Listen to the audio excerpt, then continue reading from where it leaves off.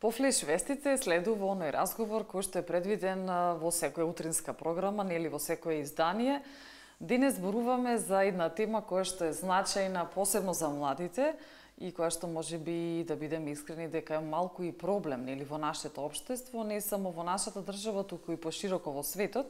Станува збор за вработеност, односно вработувањето. Денешната тема е ефективни политики за зголемување на вработеноста кај младите. Токму за таа цел денес зборуваме со мојот гостин. Станува збор за Виктор Илиев, кој што ни доаѓа од коалицијата Младинска асоциација Сега. Добро утро, добре ни дојде. Се надевам дека се чувствуваш пријатно во нашето студио. Добро утро, благодарам за поканата. Вчера имаше нели еден убав настан, стануваше збор за дискусија токму на оваа тема, за сите оние ефективни политики за зголемување на вработеноста помеѓу младите. Ајде малку да позборуваме за тој настан.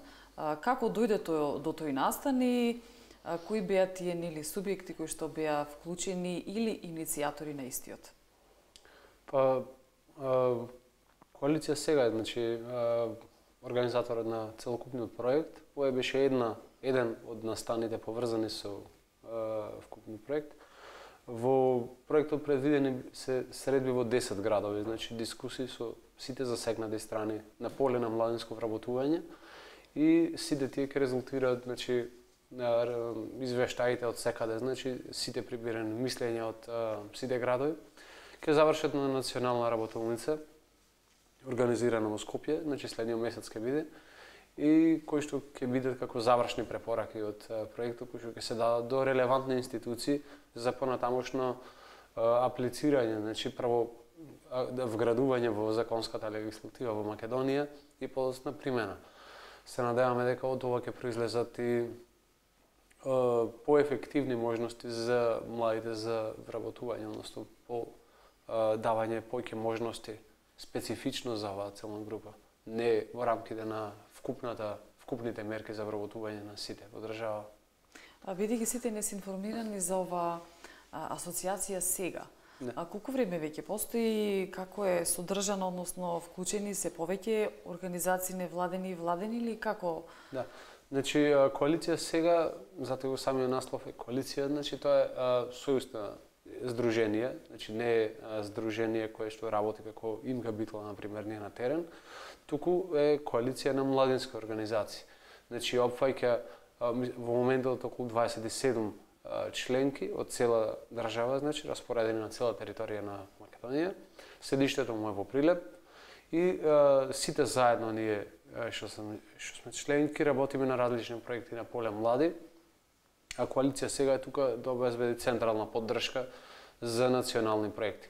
Чимка Битола е членка во коалиција Сега од 2010 и од тогаш работиме на неколку проекти заеднички. Ние сме во Битола локален имплементатор на овие проекти, работиме со проекти со заштита на права на деца, работиме со модел на Обединети нации, за вработување за млади, неколку истражувања и така. Значи, токму и пред да го поставам прашањето, веќе сами докажавте на тоа што е имка и значи како дојде до соработка со коалицијата нели Сега.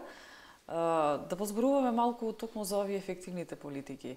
Бидејќи знам дека имаше едно истражување врз основа на кое што ја направивте нели таа вчерашна дискусија и можам да кажам дека поприлично стануваше збор за една скрипта која што поприлично навистина голема, односно станува збор за истражување кое што опфаќа повеќе области. Што најмногу може да се стави акцент токму на тоа истражување? Да, значи проектот предвидува неколку фази, како што кажав на почеток. Значи од истражувањето, дискусии, национална дискусија, значи серија на мерки. Да напоменам само дека проектот е поддржан од Националната агенција за европски програми и мобилност. Значи во рамките на програмата Erasmus Plus структурен диалог, значи трета акција. Тоа значи вклучување сите засегнати страни и значи со кои што се клучни на поле за млади. Сега на вчерашниот собир, да речем, настан во Битола, имаше представници од неколку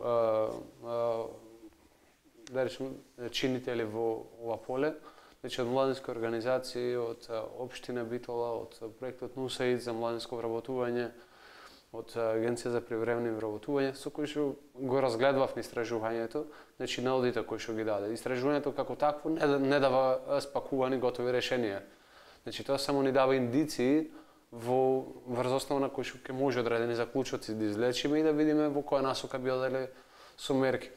Сега она што видовме, значи во истражувањето гледаме дека значи една од клучните насоки кои што не произлегува е дека младите треба да се гледат и како посебна специфична категорија на луѓе во општеството и не може како така значи да ги третираме со мерки кои што се општи или генерални за сите невработени во државата. Зошто го говорам ова? Од причина што не само кај нас, туку секаде низ Европа, општата невработеност, значи младинското процентот на младинска невработеност секаде скоро двојно е поголем од процентот на општа невработеност во државите. Значи ако кај нас околу 27% се движи процентот на невработеност, процентот на младите кои што се невработени во државата се движи околу 55. Или на пример во Европска унија, значи просекот од прилика е на невработеност околу 10, за младите 23. Значи има и во Европска унија, иако е 23%, значи просечен, има држави таму кои што се соочуваат слично како Македонија со огромни проценти на невработеност кај младите, како што се Шпанија со околу 40 до 43%, или пак Грција со 50% на невработеност на младите. Тоа ни дава тоа е само една од спецификите на младите како посебна таргет група, која што ни дава за право значи да бараме и посебни политики за младите да се спроведуваат за да се поддржат. Токму и сте на добро за прашањето. Кои се тие политики кои што се најдобри за да се спроведат кај младите? Нели за зголемување на вработеност? Да, значи разговаравме вчера за повеќе работи. Значи прво и основно во политиките на државата, значи стратегиите што се ги има, значи младите се изгледат како значи посебна група за да може да се насочени мерки да се, значи тоа беше една од првите работи. Друга работа, значи прво дефинирање на млади, само сосем кратко да кажеме, бидејќи различни држави или различни луѓе различно го сваќаат. Значи во националната стратегија минатата што беше дефинирано до кај 24-5, меѓутоа земена е возрастната граница до 29 од причина што функционираат младите кај нас во потешки значи услови, така да 29 е земена како граница за млади. Сега кога ќе велиме млади, значи за мерки така натаму. Значи се упатува само до 29. Да. Иако од вчерашните значи дискусии произлезе дека треба да се има исто така мерки и за до 35, бидејќи и таа целна група значи е сериозно во системот наоѓа на пречки, на сопки, да речем. Младите знаеме дека живеат до прилична висока возрастната граница во која што се осамостојуваат од родителите, така да тоа е една од причините зашто беше вклучено 35. Другите специфики кои што се посебни исто што ги прават младите, бидејќи посебно делот на полнолетство од 18 години, нели, че прво стануваат возрастни, второ одговорни за своји одлуки, трето, значи, тоа е оној притисок дека треба да се почне се заработува, да се осамостојува и така натаму. Значи, сето тоа го прават младиот човек да види поќе поголема тежина му дава, значи, и дека треба да се осамостои. Сега, тука битен момент ни е преминот транзицијата, значи од образование во вработување. И се тука во таа фаза ги гледавме поголемиот дел од мерки кои што би требало да се спроведат. Се неколку типа на мерки тука или во поќе поле на овие мерки биле прво во полето на информација. Значи младите да бидат постојано информирани за состојбите на пазарот на трудот, понуда побарувачка на работни места. Во ова поле значи доста е направено во минатиот период, последните години значи гледаме огласи, онлайн се оди, значи не треба како порано се оди во Агенцијата за вработување на изложбени табло, значи да се гледа се, така да сето тоа го има, меѓутоа треба да се развие и да стане попристапно за младите. Исто така да му се дават насоки, информации и така натаму. Сега тука значи дополнително што зборав некако една од позитивните практики кои што се низ Европа се тие за младински гарантни шеми. Тоа како израз може нов е кај нас, младински гарантни шеми. Штом се спомни зборот гарантни, тоа значи некаква вид на гаранција. Што значи тоа? Тоа значи дека државата да му гарантира на младиот човек дека нема да го остави штом заврши туку така, туку ќе го вклучи во системот. Сега што вклучува тој систем? Значи да му се обезбедат неколку типа на активности или на мерки во кои што може да бира зависно од која насока сака да замени. Значи дали до едукација, до квалификација во одредено поле, преквалификација ако сака да смени бранша, обуки, тренинг, значи за одредена работа, поддршка, значи дополнителни услуги, поддршка во пронаоѓање работа, значи менторство, самовработување, например, доколку се одлучи да може да речеме поддршка од искусен предприемач, поддршка во да речеме простори, значи за отворање на фирма, поддршка за градење на тој социјален капитал, младите кои што го немаат, значи контакти, партнерство, мрежување со други фирми, пласирање на производи. Значи тоа е еден дел кој што прилично различни мерки тука може да се вградат, се од нашата држава се зависи кои мерки ќе ги усвои, ќе ги сметат како корисни.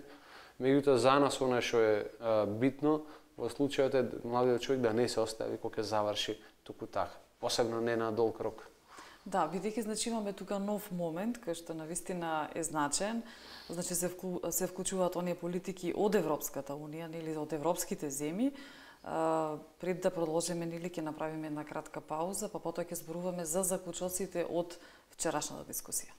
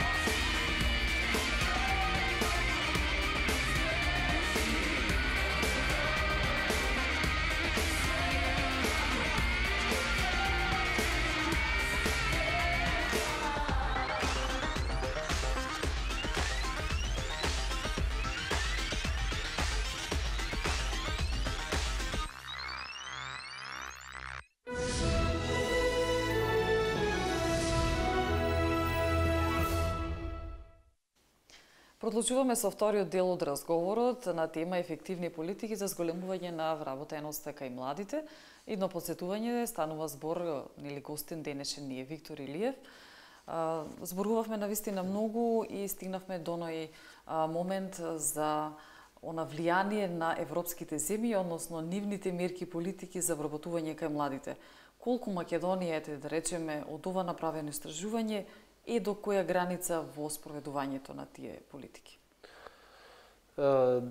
Наша држава има донесено некои клучни документи кои што ги таргетираат младите, пред се националната стратегија за млади на државата која што сега истекува, првата стратегија, сега во изработка нова, акционен план подносно истата, акционен план за вработување на младите кој што е под надлежност на Министерството за труд и социјална политика. Во рамките на тие се предвидени одредени мерки и државата се обидува да фати одредени трендови поврзани со Европска унија. Меѓутоа се уште нормално има простор сериозен за подобрување, како што кажавме. Едно од работите кажавме дека државата, дел од насоките од вчерашна дискусија беа, државата мора фино би требало засебни политики за младите да почне да спроведува. Друга работа која што се прави, меѓутоа има многу голем потенцијал за проширување, е можностите за самовработување и за предприемништво кои што не се доволно искористени, што значи државата треба дополнителни стимулации да дава. Тоа беше една од насоките, не само за странските, како што гледаме компании, туку повеќе да има и за домашните компании и посебно за самовработување и вработување на млади лица, дополнителни стимулации. Спомнавме за европските гарантни шеми. Следна работа, младите се вклучат самите во креирањето на овие мерки кои што се насочени кон младите. Се извинувам што ве прекинувам, но дали според вас младите се доволно или недоволно вклучени? Дали постои доволна иницијатива од страна на младиот човек да најде работа? Сметам дека не се доволно вклучени, и тоа е една од причинско-последична врска со што и не се може доволно иницијативни.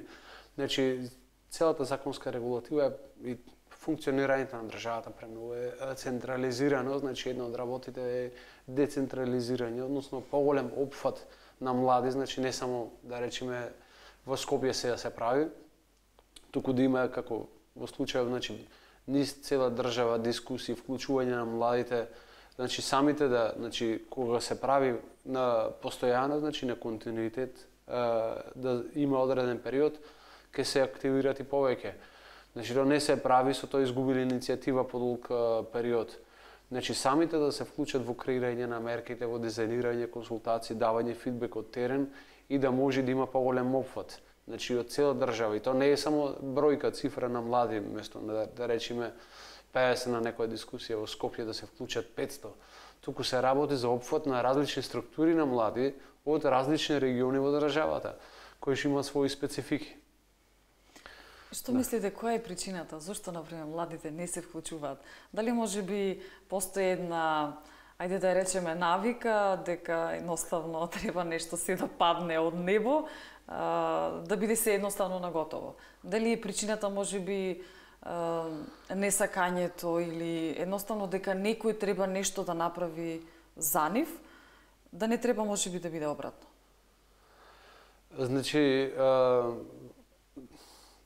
Не само во поле на вработувањето, туку и во сите полења во државата. Возрастните многу често си преземаат самите на себе обврска да работат во име на младите и да носат одлуки се што треба. Во моментот кога ќе сакат да му дадат одредена шанса, му дадат премногу ограничено поле за действување и ако видат дека не прават, ќе речат, ви рековме дека тие немаат капацитет. Меѓутоа тоа не е еднократно, тоа се гради на долг рок.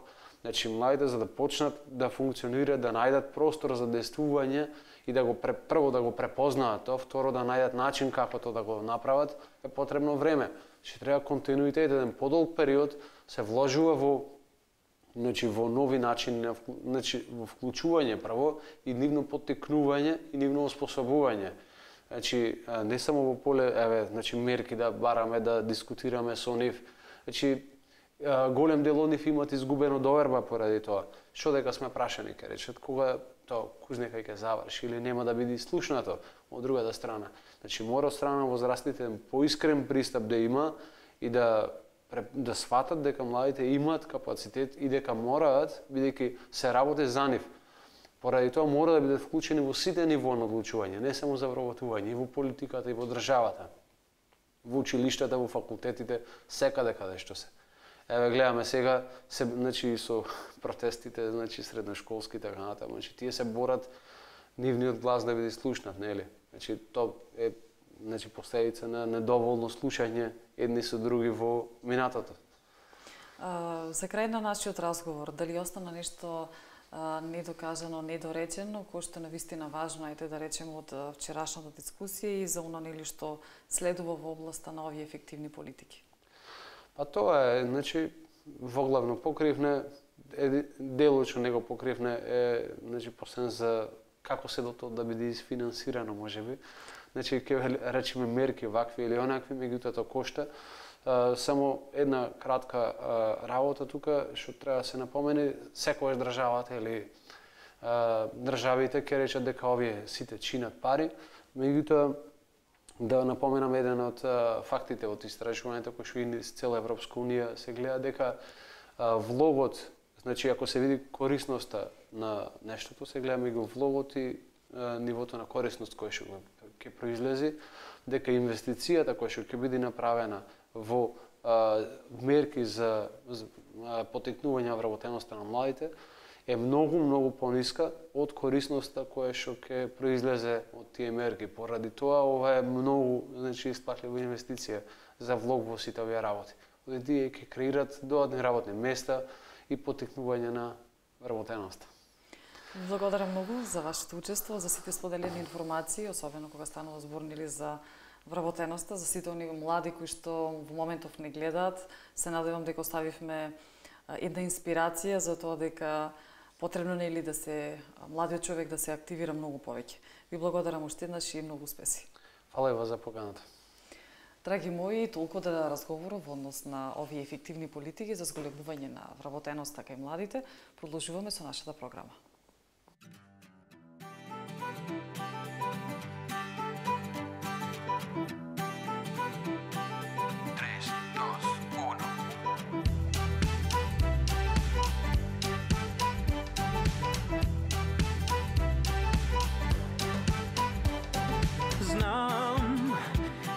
Нешто криеш ти, знам јас. Кажуваш без зборови, по твоите очи познавам. Во срцето ти допирам.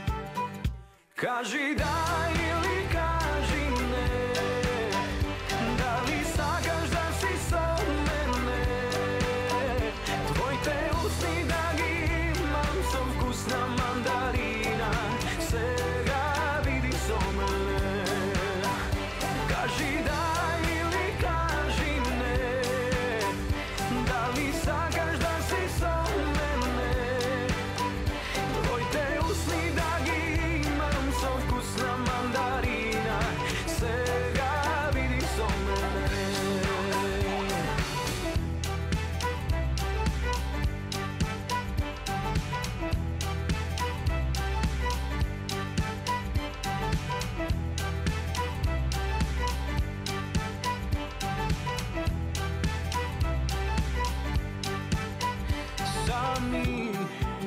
Sami do zori, a si ti sam.